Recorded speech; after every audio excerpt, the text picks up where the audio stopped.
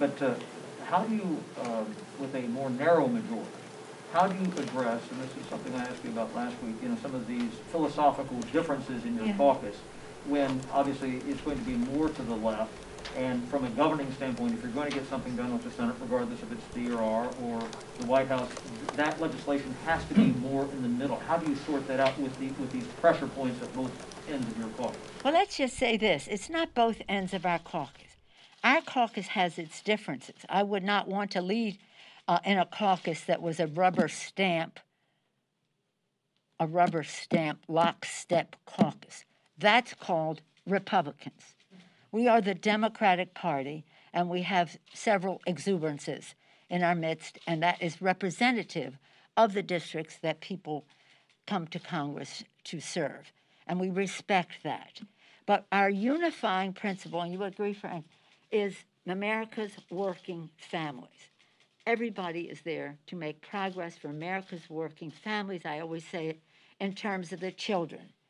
Our children, our children, our children, their health, their education, the economic security of their families, a safe, healthy environment in which they can thrive, including from gun violence, and a world at peace in which they can reach their fulfillment. So about the families, the kitchen table issues, nobody is more attuned to that or connected to America's working families than Joe Biden as President of the United States.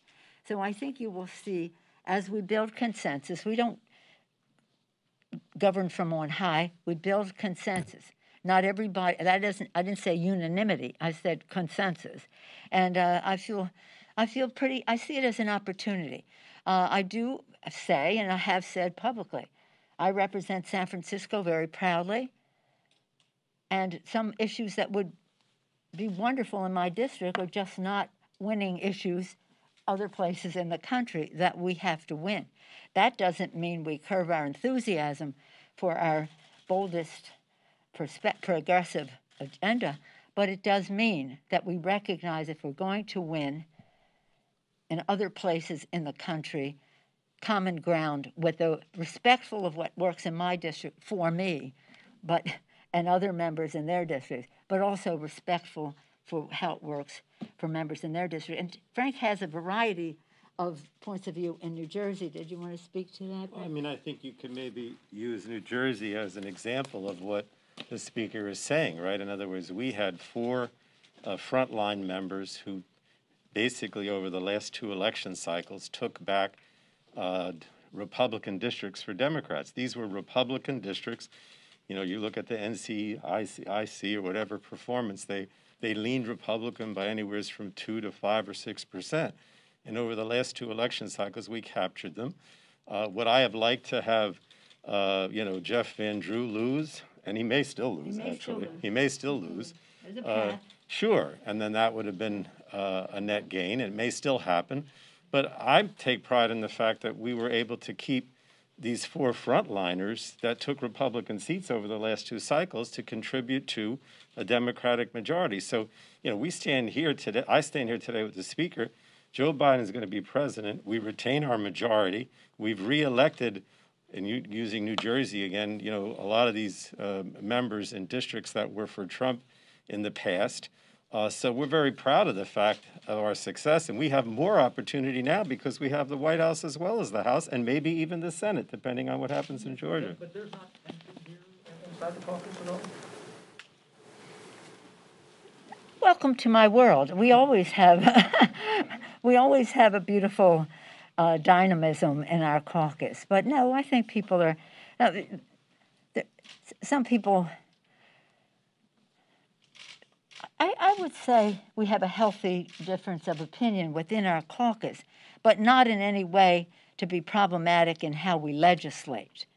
What the conversation was about, what is the winning message outside, and the message in the districts that we have to win is the message that unifies us, a message for America's working families. And everybody knows that. Yes, sir. I'm just wondering. The gentleman behind okay. He had his hand up.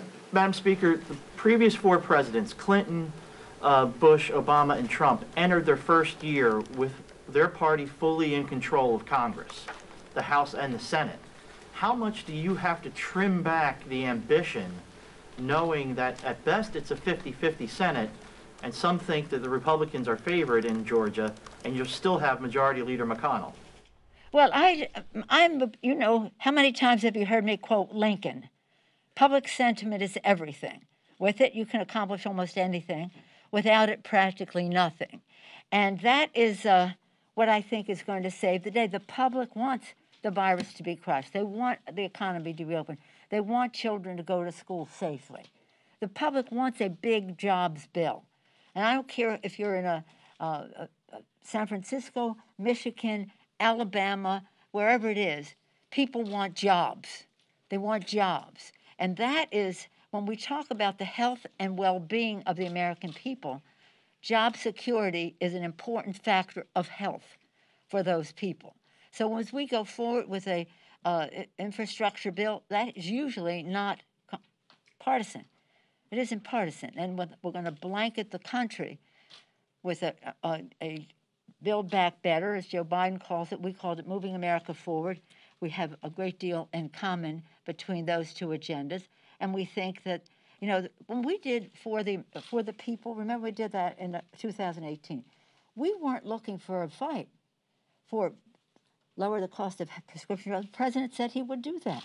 He said he was going to negotiate like crazy to lower the cost of prescriptions by having negotiation. I'm going to fight like crazy for negotiated prices. Okay, he didn't, but he said that, and that was common ground. He said he wanted to build the infrastructure of America.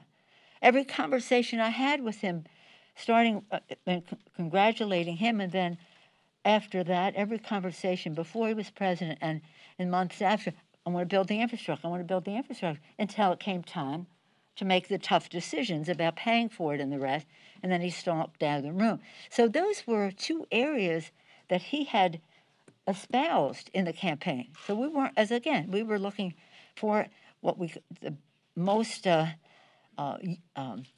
impactful initiatives to affect people on their kitchen table issues, the cost of health care, et cetera. Preserving the pre-existing condition benefit. How many times did you talk about that? Never did anything about it. Climate change, So